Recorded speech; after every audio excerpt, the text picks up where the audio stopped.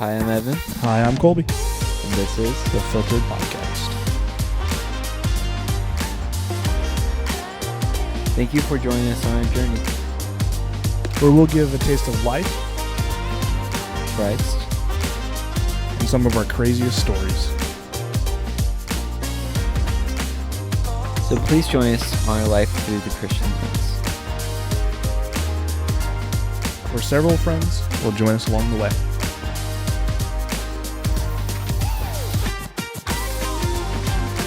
Hopefully you take something away from us. But enough of that.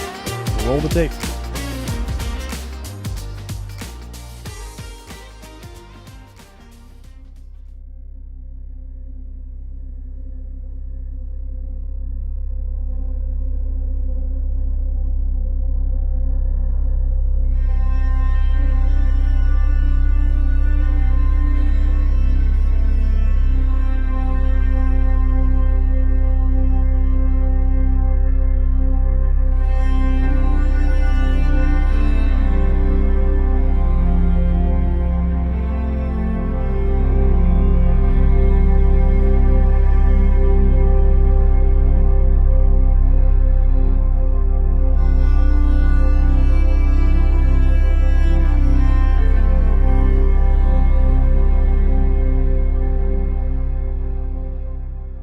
Welcome back to the Filtered Podcast. I'm Evan. I'm the only Colby. The only Colby. He was just making fun of me for being the only Colby earlier. The only Colby. Yeah, geez, that's crazy.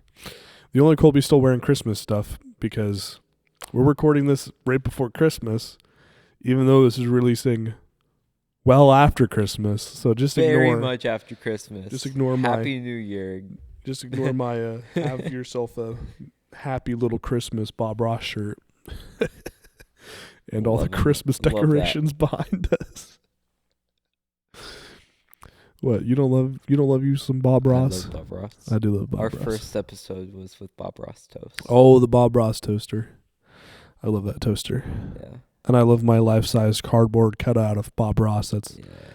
in my apartment. Yeah. I love Bob Ross staring over me before I fall asleep when I spend the night at your He's got to protect you somehow. I know, right? You got to feel But protected and safe. Well, welcome back. welcome back. Episode 2 of the Wisdom Literature. Part 2? Yeah. We are going over 4 parts over the Wisdom Literature, which shows the good life. The good life, yeah.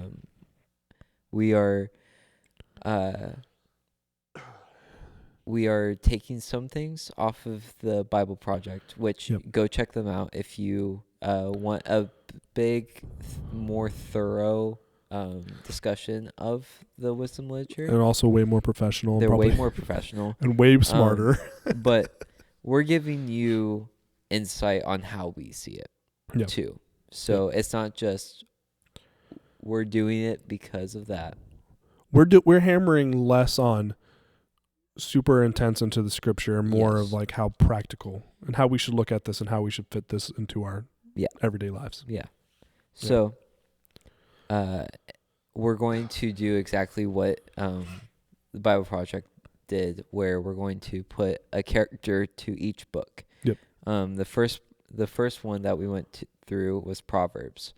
Proverbs goes over lay wisdom, which is the teacher.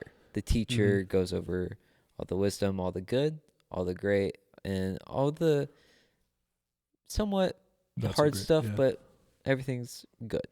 Yeah. Today we're going to go over Ecclesiastes, which is the critic. The critic is what his name is called. He's critical about everything, that the world sucks, all the things that are difficult in the world, and you should just let it go. You should just give up.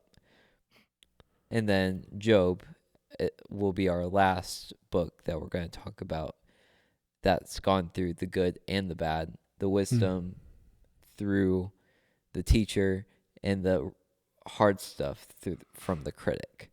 Yeah. But is shown through God's mercy. We love this. we love the wisdom literature.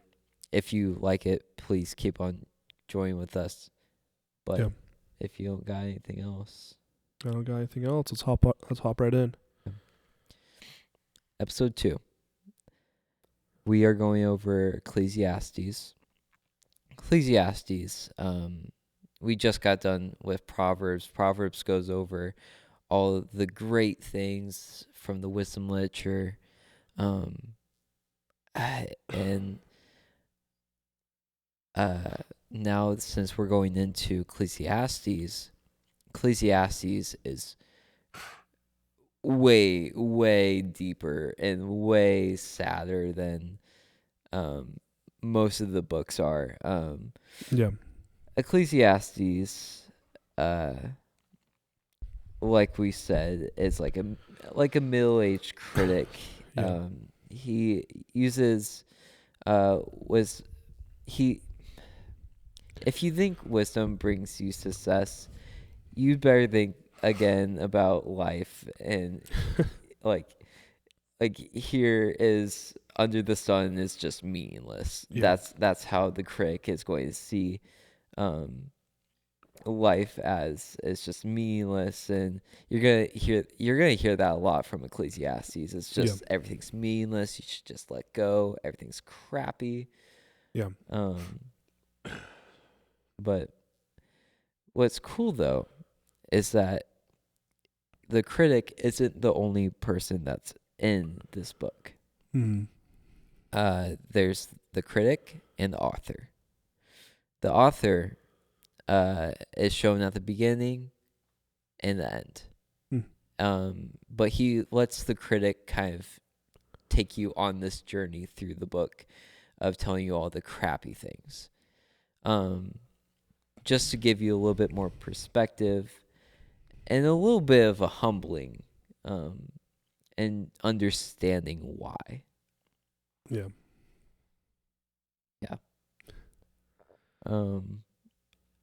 But I think we would like to start off with talking about how there's three things that the critic kind of spends his time on thoroughly through. And all of these are pretty deep and like very harsh. But I mean, this is how a lot of us would see the critic in Ecclesiastes. A lot of us, how we could relate to him. Yes. So these are, again, pretty intense. But the first one is called the March of Time. The March of Time, he kind of goes over all the stars, this earth, you, me, your parents, your friends. They're all going to be gone one day. That once you're gone, no one remembers you. And life goes on. Basically. And like, why should we even care? And like, just let go of it. Why even care about it? The March of Time is just, it's really sad. The critic kind of digs into you a little bit more into just why it just doesn't, like, all this doesn't matter. But the second hard truth that the critic goes over pretty sharply is every human is going to die. Kind of just puts that straight out in the open. I shouldn't really be smiling about this because this is really dark. Every human's going to die. Nothing matters. And so does humanity. What's the point of continuing on? What's the point of growing relationships? What's the point of having even friends, family, loved ones? Like, if they're all gonna die, what's the point of even creating relationships with those people? It's sad. It's sad how the critic can definitely get to one of those harsh spots where that's true. And as Christians, we think like that sometimes. Yeah. Of why does anything matter? Because they're just going to be gone one day. I don't want to be hurt later about this, so why even have this? Yeah. But just while we're in the middle of it, we're gonna go over all of this. Yeah. We're just setting the table. Yeah. So the next thing is kind of what the critic likes to call life is random. Yeah. He kind of makes his own chance. He says that everything is decided by one decision after one decision, and if you try to make it your own decision, it's going to crumble apart. You're not going to get what you want. Yeah. It's hard not getting what you want and constantly like trying to get what you want. Yeah. Yeah. Am I missing something over that? No, you explained it very well, actually. Okay. High five. Bop. Cool. I want to touch on point 1. Yeah, go. I'll touch on point 1, and then we can move on to point 2. Go. Point 1 was the march of time. Of eventually you die, everyone moves on, forgets about you. Real happy to exciting things to really just brighten your day, right? Well, when I heard that and kind of thought and processed through it a little bit, it reminded me of a story. And bear with me here, but we're going to set the table. Freshman year of college, during that summer, I had an internship at my church, my home church I grew up in. It was very hard and draining, and it was honestly just kind of a taxing part in life. Yeah. And was figuring out a lot of things myself, helping, getting diagnosed with sleep apnea. So I really wasn't sleeping during that time. And honestly, just trying to carry through. One of the major events that we worked on was a VBS. And that took a lot of time, a lot of energy, a lot of effort all the time. On Wednesday, at the end of the day, we had our little huddle of the interns with the children's director. And she sat down and she's like, today we're just going to celebrate. One of the kids gave their life to Christ during the course of this VBS. And we're all like, oh, let's go. And I kind of realized in the front of my head, I hadn't really interacted with this kid, so I don't really feel like I can celebrate this. Yeah. And she must have read my mind, because then she brings on the thing of, I don't know if any of you guys interacted or even know who she is, but just the fact that you put in all this work for this event means you had an impact on her faith. And then she held up her thumb like this. For those of you who are listening, I'm doing a thumbs up to show my thumbprint. But everyone's thumbprint's unique and individual to themselves. Yeah. If you take away one of the little lines, it's no longer your thumbprint, and it's no longer your thumbprint, and it's not made up and complete anymore. Every one of those ridges is important to the thumb. Now, it may not be like a really important ridge like the center of it. It's like one of the little ones off to the side that's kind of doing its own thing. But that's all important into making the thumbprint. It may not look like it's important, the center of it, and holding that thumbprint together, but it's there. It's got a purpose. It's got a reason. And then she goes on to compare that. That was you guys. You guys might not have interacted with her, but you helped put this thing together.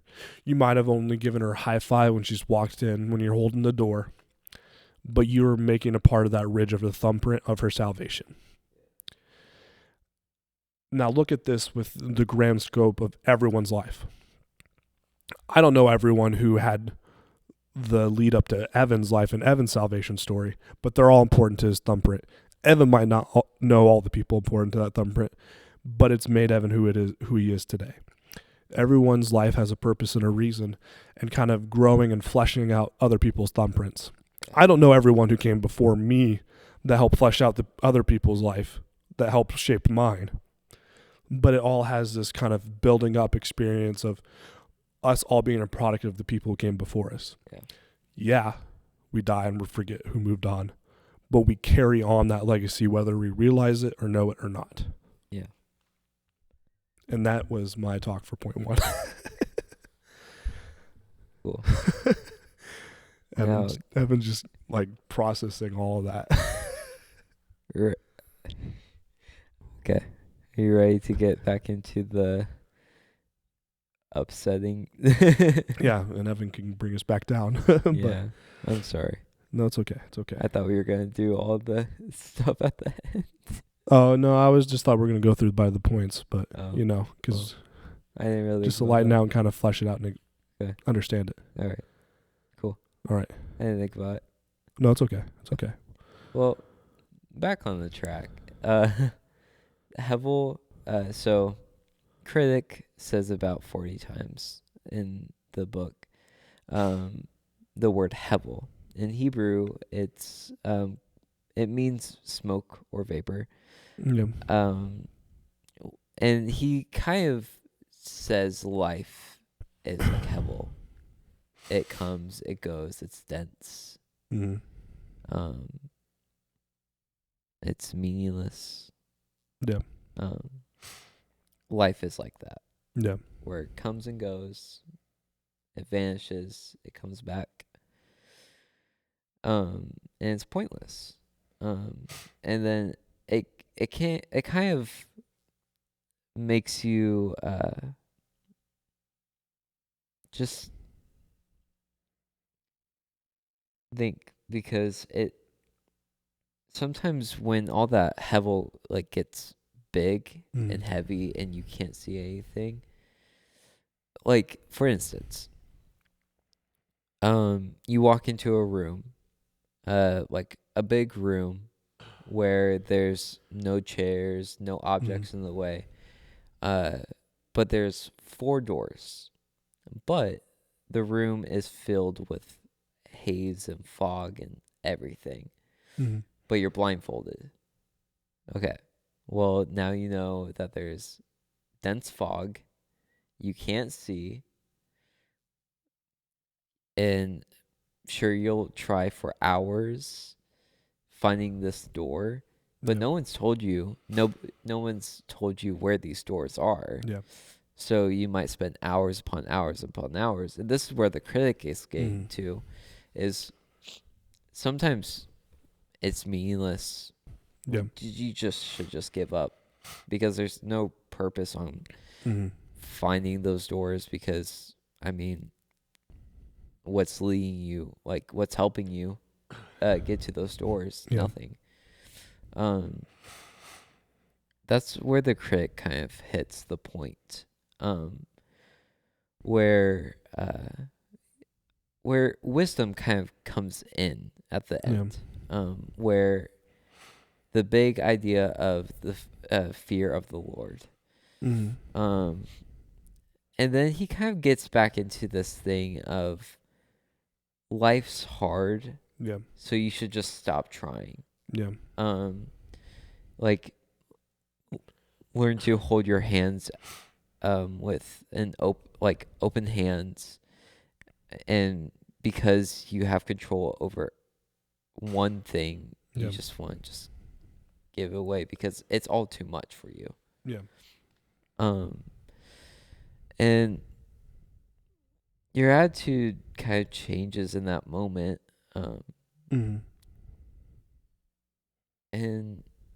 but then that just causes you not to. It causes you to forget about all the things and all the important things that you're supposed to find out. Oh, well, remember, or like in your day-to-day jobs and stuff like that. You're if you let go of everything, everything's gonna go probably to crap. Friends, loved ones. It's all going to be terrible. Mm-hmm.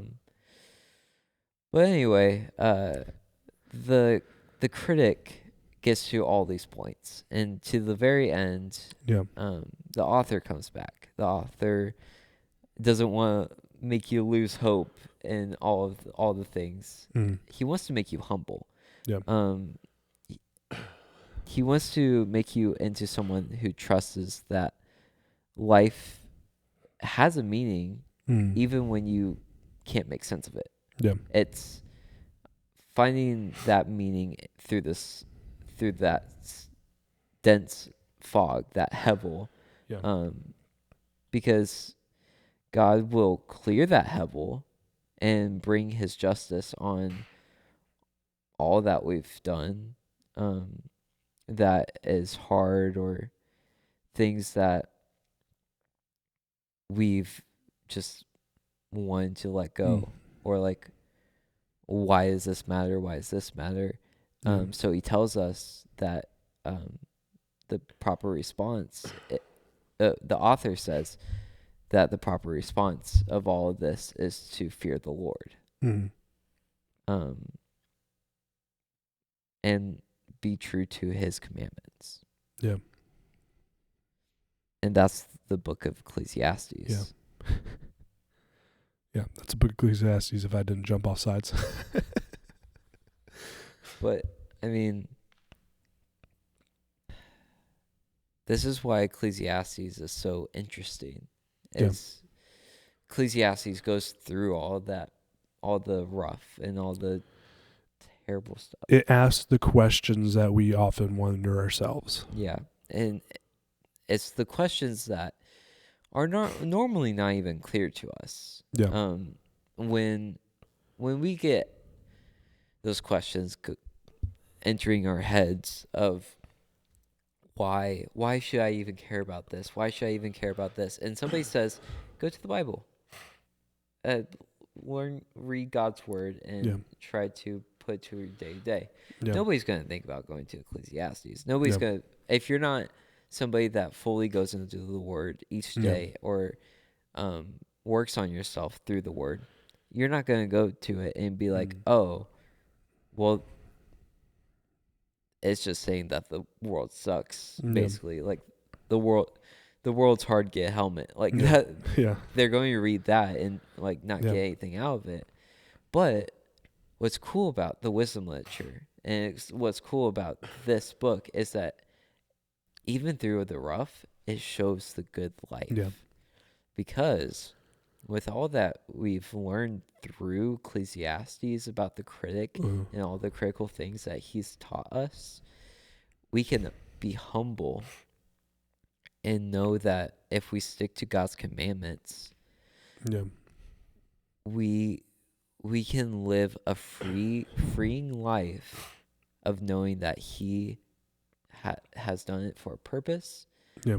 And like you said at the beginning, even small as a thumbprint, small as a mustard seed. Yeah.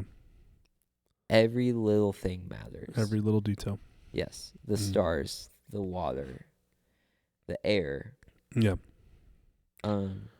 Which is interesting, like that every little detail matters, because Ecclesiastes pretty famously at the beginning of the book in verse 1:9 says, oh, there's nothing new under the sun to God. Yeah. Which is interesting, like when you think about that. Like, it's talking like multifaceted, because God created everything. He knows everything that's going to come. Yeah. But there's also nothing that can come that's going to surprise him. Yeah. And that's just a weird thing to wrap your mind around when God knows all the details. And then you start asking that question, well, why should I trust God? Yeah. If he knows what's happening, he should have already done something about that. And he has. Yeah. Sent his son. Exactly.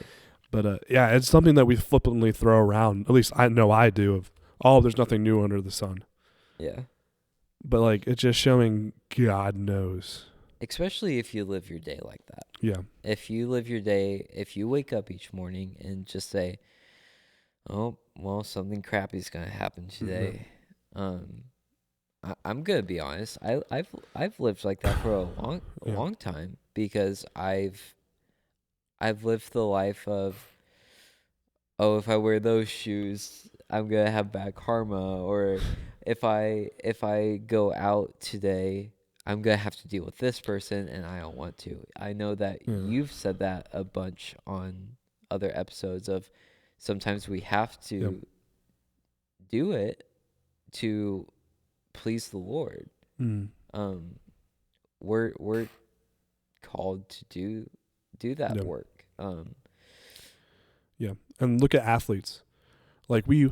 we watch all whatever games of our favorite sports, and we only see them in game. We don't care about their practice that they do, that they work to get there. Yeah. The practice is hard and it sucks, and there's a reason why most of us aren't famous, amazing athletes is because a lot of us don't want to put in the work and the effort to get where they are. Yeah. And sometimes Go. sometimes you got to do the hard, difficult, not fun exactly. things to get to the Yeah. fun things. Yeah. And some people don't understand that. Yeah.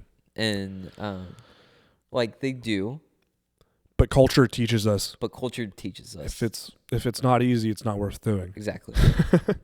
Which is the opposite. Because if it's easy, then it's not worth doing. If it's But easy, hard, if it's worth easy, doing. you're going to figure out that's easy. Yeah. And then you're going to get so used to it that easy.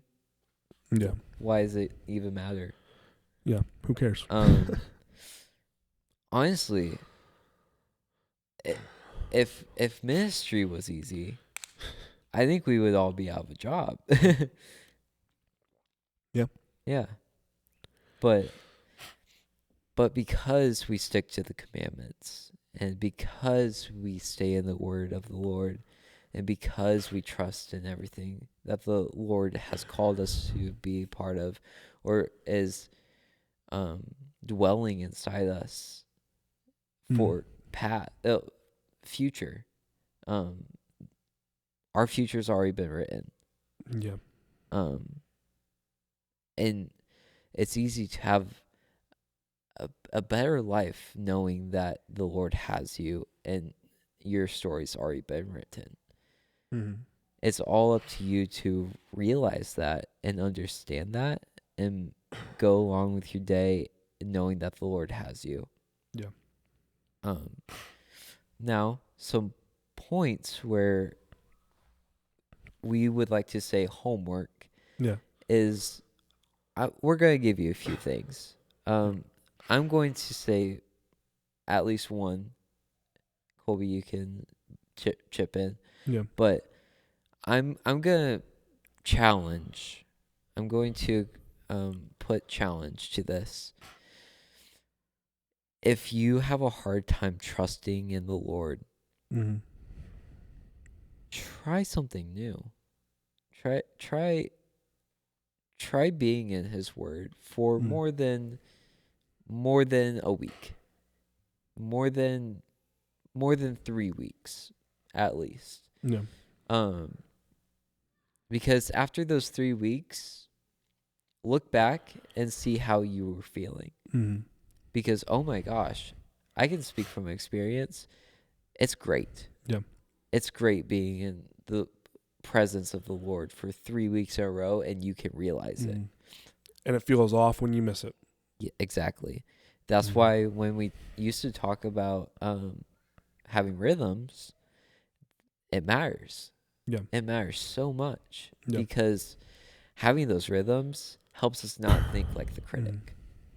Helps us realize that everything is not meaningless. Everything has a purpose. And we can learn through that. Yeah. And that's why this is part of the wisdom literature. It's because we can go back to Proverbs and learn from our mistakes. Yep.